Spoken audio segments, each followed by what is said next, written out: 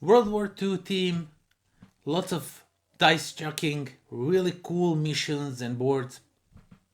Color me interested.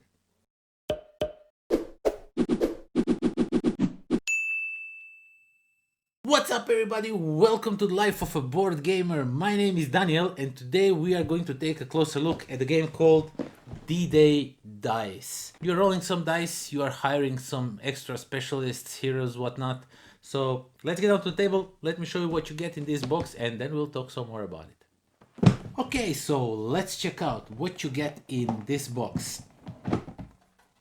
Okay, so first of all, as always, you get the rule book, and this is a pretty straightforward rule book. This is really easy game to teach. So even though I played solo, so yeah, this is a scenario book. So each scenario that you are playing, you will have some extra special things. It will explain you all the special rules for those spaces where they apply, and you will get some different cards for each of those scenarios.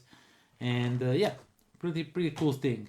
So each of the players will get one of the factions, so you can either be Great Britain or France or USA or what is this? These are the, oh my god, I don't know which country is this flag of. Okay, so I checked it. It's Canada. So yeah, each of the players will get one of these sheets. These will tell you what type, when you are rolling, what happens, some general rules or turn sequence, how the turn goes. And over here, if you roll red, white, and blue bonus, which we are going to talk about later, if you roll this bonus, you will get some of these special abilities. On the other side, it is just your flag, and each of the faction, each of the countries have a little bit of different in abilities, so that's really cool. They all feel a little bit unique. And you have these boards, you will be playing on this board. If you are playing solo or multiplayer, you will all go on this one board and you will try and do whatever boards ask from you. For this one, I think you need to destroy this bunker to win the game. They're also double-sided, so there's also bunker here that you need to destroy. And yeah, there's two bunkers over here, like some that you need to destroy stuff. So yeah, you will get a bunch of these boards, and you can play these in however you wish, but these are really interesting. Some of those are really interesting boards, and as you can see, there's lots of different things going on here. It looks pretty confusing, but once you start playing it, the symbology is pretty easy to understand. Each of the player will get one of these, so you will track all of your glory points, and you will track your how big is your company, because if this reaches 0, everybody loses. You will get some gears to purchase and build stuff, and you will get some medals, some courage.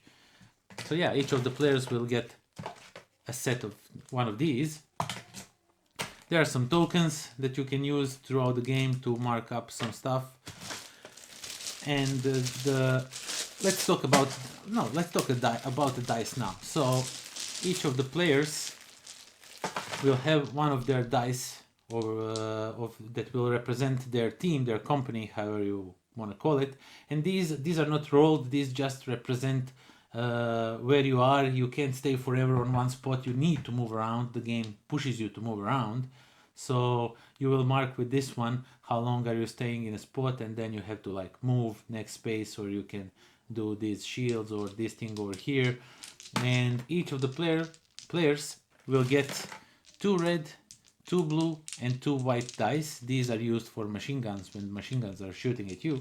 So each player will get a set of these dice, and you will roll these dice 3 times. You need to lock some of them at the start, some of them you can re-roll, and whatever you get on them, you will then use that and track it over here, and then use it to your best abilities to try and win the scenario, of course.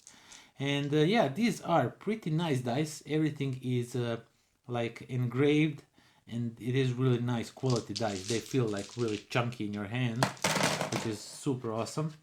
And of course, there's a bunch of cards here, so you will get awards if you manage to do some stuff in the game. You will get these award cards.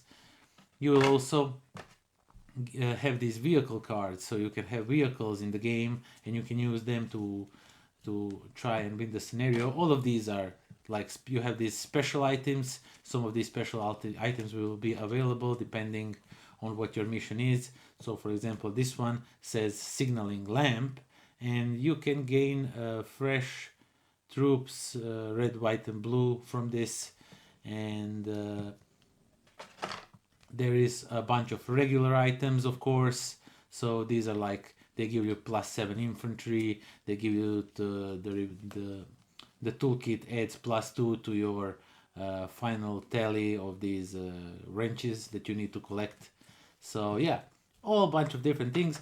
And of course there is some unique specialists and ranking specialists in this game. So these specialists are really nice thing, but each of you will get a set of these cards, and these are your reserve and regular specialists that you will have throughout the game. And these will change. You see they have like 4 stars, 3 stars, 2 stars. The more stars they have, the better they are. Medic is pretty cool because you lose less infantry when you have to lose infantry, stuff like that.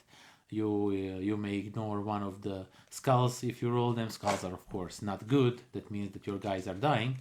And each of the players will get one set of these cards.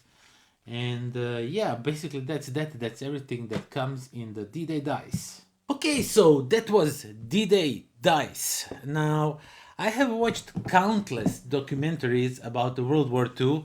It is just a theme that I find really interesting. And when I heard about this game, D-Day dice, and what it was about, and that you are chucking dice and the way the dice work, I was like super interested to try this game out. So I got it, I tried it out. Here's what I think. This is an absolutely gorgeously produced game. The components look really cool. Dice are awesome. Everything in this game. The gameplay itself, it is so tense. It is so interesting. Now, to be honest, not that I lie in these reviews, but yeah, fun stuff. So yeah, I play this solo. I got this game only to play it like a solo version of the game. So everything I say today is through the solo eyes. So through the I don't know if it changes much if you are playing with more players, because all of these steps that you go through the game you are doing simultaneously.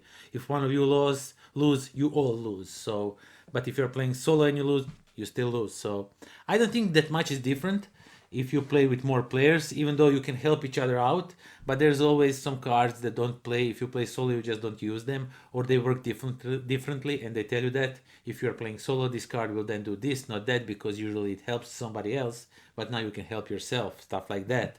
But yeah, basically you are chucking some dice. You have like usual 3 throws, and then you can do with these dice whatever you can do, and you are trying to go through these scenarios. And the scenarios are really different. The map boards feel very different from the start of it, from the finish of it, from what you need to do in the game.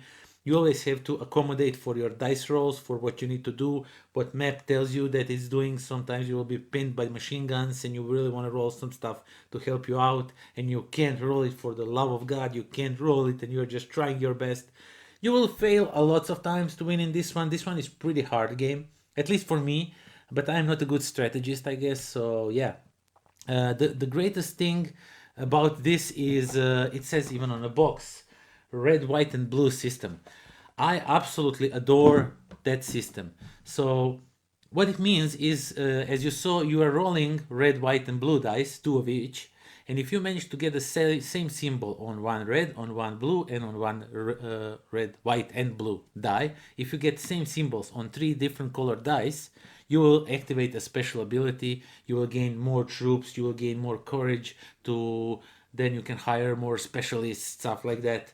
So that is absolute. You are always chasing that red, white, and blue combo. You are really trying to get it because they're really worth chasing them, risking everything just to get that perfect combo. And when you get it in the just right moment, you just feel like really great. I don't know, I love this game. I love how everything works in this game. I'm most definitely interested to check out the expansions now, because this game definitely deserves your attention. I think this is such a great design. It depicts the I can say horror of the World War. I mean, that was the horror, but this is not like scary game. But yeah, it really depicts what those people got through. You always feel like you are pinned down, and you are in a hopeless situation, but somehow you find a way to navigate through this map and try to break to next level. And it is just absolutely gorgeous game. I love it. I really really love it. If you like if you're like me and you like dice chuckers, if you like playing World War II themed games, definitely check this one out. It has like lots of expansions, so there's lots of extra material, but I don't see how you can get bored with just what you get in here, because there is so much things that you can do. It is just absolutely gorgeously done game. So yeah, I wholeheartedly, I always try to use that word and never manage to pronounce it on the first try. I recommend this game. I really do. It is a great, great game. So yeah, that is that. Thank you all for watching. Thank you for subscribing. If you didn't, you should subscribe, because we have giveaways, lots of different things over here. You can also check out my Patreon. You can smash like on this video. Any of those little things help out to make these lights work, but everything is optional, of course. And yeah, that is that. Please do join me next time when we are going to go and visit some of these places and roll dice and see how we do there on the beaches. And we'll see how it goes. And until then, pozdrav. You know, stuff like that in general. And that's stupid. Okay, so no, I really like a World War II theme game. A World War II theme in game.